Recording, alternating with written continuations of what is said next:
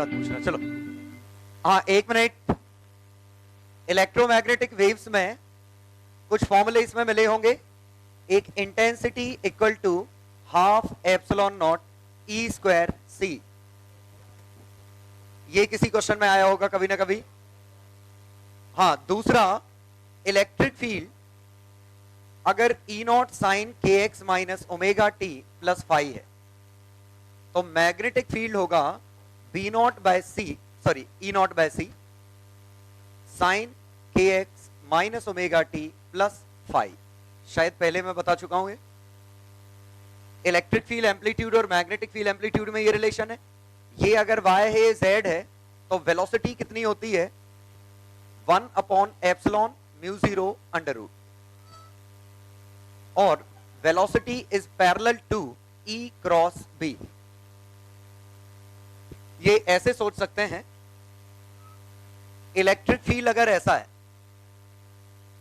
Electric field y direction में है, wave x में जा रही है, तो मैग्नेटिक फील्ड z डायरेक्शन में होगा। ये मैग्नेटिक फील्ड है, और E क्रॉस B करने पे C आएगा। ऐसे सोचिए, E क्रॉस B करने पे C की डायरेक्शन आएगी। इलेक्ट्रिक फील्ड और B का क्रॉस करोगे तो C मिल जाएगा। तो वेलोसिटी E क्रॉस B के पैरेलल है, और इलेक्ट्रिक फील्ड अगर ऐसा फंक्शन है, मैग्नेटिक फील्ड ऐसा है, और ये किस डायरेक्शन में जा रहा है? प्लस आई कैप। ये डायरेक्शन कैसे पता चलती है? इससे के एक्स माइनस ओमेगा टी, इससे ये पता चल रहा है कि एक्स एक्सिस के अलॉन्ग मूव कर रहा है। बीच में नेगेटिव है मतलब प्लस एक्सिस, और प्लस होता मतलब माइनस एक्सिस।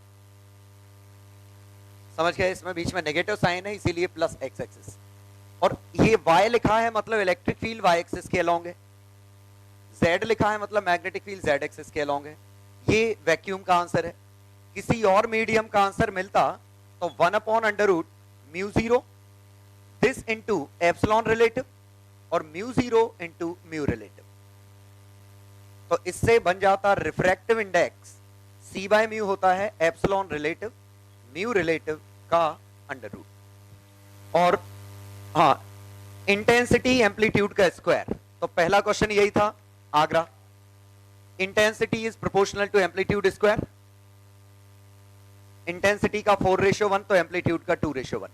सेकंड का आगरा चेन्नई, थर्ड का आगरा, फोर्थ का बॉम्बे। कैसे किया? कर लिया? चलो फिफ्थ देखते हैं। फिफ्थ का बॉम्बे, सिक्स का दिल्ली, सिक्स का दिल्ली, सेवन का दिल्ली, एट्थ का चेन्नई। ठीक है, इसमें क्वेश्चन नंबर 4 बताने लायक है। क्वेश्चन नंबर 3 आ गया ना, पाथ डिफरेंस एक्स है, ये एक्स दे रखा है, तो optical path difference mu X होगा by lambda air into 2 pi. Question number 4 में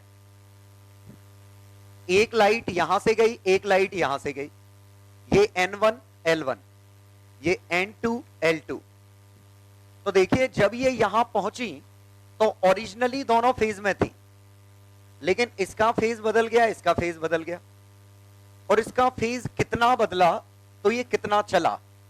N1 L1 plus L2 minus L1। ये लेंथ इसने एयर में कवर अप की है, ये लेंथ एयर में कवर अप की, ये मीडियम में कवर अप की, तो इसने पाथ इतना कवर अप किया, नीचे वाले ने पाथ कितना कवर अप किया? N2 L2। और अगर ये n टाइम्स लैम्डा एयर हो जाए तो फिर से मैक्सिमा बन जाएगा। तो ये आ गया n नीचे, और ये हमें मैक्सिमम चाहिए, तो ये वैल्यू 1 हो।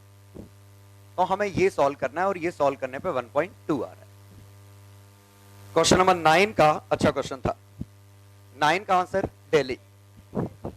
9 का दिल्ली क्वेश्चन अच्छा क्वेश्चन है। देखिएगा, यहां से इंटेंसिटी आई थी, यहां I से I/4 रिफ्लेक्ट हो गया, I से 3I/4 ऊपर, सॉरी ये 3I/4 फिर रिफ्लेक्ट हुआ, इसका 1/4, और फिर ट्रांसमिट हुआ 3i/4 का 1/4 3/4, तो ये इंटेंसिटी आई 9i/64, ये i/4।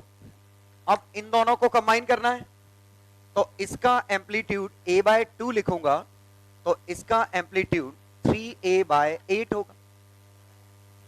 अब a/2 और 3a/8 कंबाइन होंगे, तो इनका रिजल्टेंट हम डायरेक्ट नहीं निकाल सकते क्योंकि फेज एंगल हमें पता नहीं है, तो मिनिमम और मैक्सिमम के बीच में आएगा। तो जब कंस्ट्रक्टिव इंटरफेरेंस होगा, जब कंस्ट्रक्टिव होगा तो ऐड हो जाएंगे 7a/8, डिस्ट्रक्टिव होगा तो घट जाएंगे a/8। तो यहां इंटेंसिटी i/64, यहां 49i/64। चलो अगला क्वेश्चन 10 का चेन्नई, 11 का चेन्नई, 12 का बॉम्बे, 13 आगरा, 14 चेन्नई, 15 बॉम्बे। आ गया बॉम्बे? 13 14 15। 16 का आंसर दिल्ली, 17 हैंसब्रूड, 18 हैंसब्रूड, 19 आगरा। वही half epsilon naught E square equal to I, एक formula C equal to I और दूसरा B इक्वल टू E/C। इससे E नॉट मिल जाएगा, C से डिवाइड करोगे तो B नॉट मिल जाएगा। चलो क्वेश्चन नंबर 20 का बॉम्बे, 21 हैंसब्रूड, 22 हैंसब्रूड, 23 हैंसब्रूड, 24। हाँ 23 में पहले का आंसर लाइन, दूसरे का पॉइंट, तीसरे का प्लेन, लाइन पॉइंट प्लेन। 24 में सही है, एम्पलीट्यूड से जोड़िएगा। 24 को ऐसे करना है, आई और 4i दिया है तो a और 2a मानो, तो जब फेज 0 होगा तो 3a आएगा, फेज पाई होगा a आएगा, फेज π/2 होगा √5a आएगा। स्क्वायर करो तो 9i, i 5i।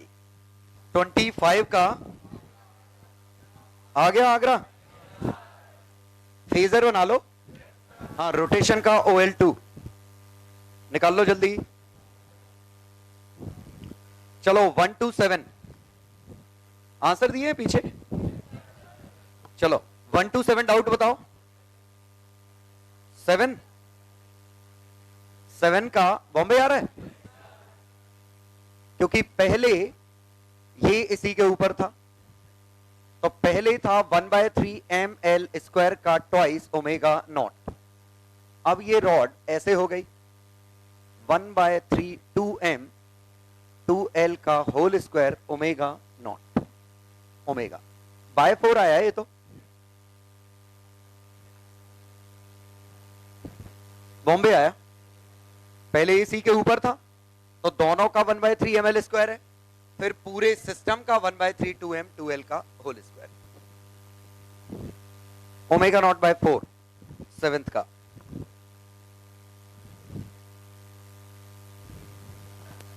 चलो 8 से लेके 15, 8 से 15, 11। उसके पहले क्वेश्चन नंबर 10 समझ में आ गया?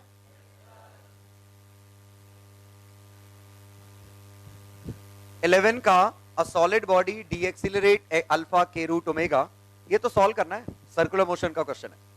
अल्फा की value minus K root omega है, एक बार इसको D omega by D T लिख लो, एक बार omega D omega by D theta लिख लो, लिख सकते हैं। तो root omega D omega is equal to minus के डी थीटा, 0 से थीटा मैक्स, ओमेगा नॉट से 0, d omega by root omega minus के डी टी, 0 से टी नॉट, ओमेगा नॉट से 0। हम वो निकाल रहे हैं कब ये रुक जाएगा, तो अगर टाइम टी नॉट में रुक गया तो फाइनल वेलोसिटी 0 है, फाइनली थीटा कवर अप किया, फाइनल वेलोसिटी 0, दोनों सॉल्व कर दो। ठीक है, ये 2 रूट ओमेगा है, के T not minus minus cut गया, यहां से 2/3 ओमेगा रूट ओमेगा बाय के, ये थीटा आ गया, ये टी आ गया, एवरेज ओमेगा पूछा है तो total theta by total time by 3। ऐसा है कोई सा? चेन्नई, इससे टोटल एंगल मिल गया, ये टोटल टाइम मिल गया, total angle upon total time, average velocity. चलो 12 13 14 15 हो गए।